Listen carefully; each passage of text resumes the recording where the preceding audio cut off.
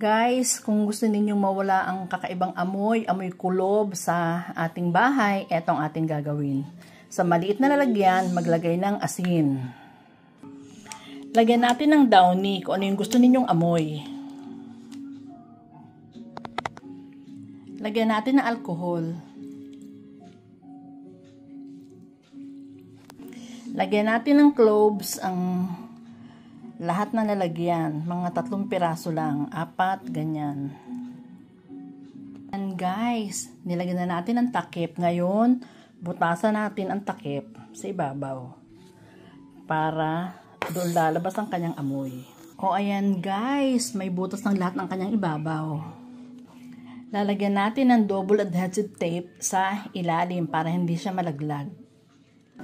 Katulad nito guys, dito ko siya ilalagay para amoy siya sa salas.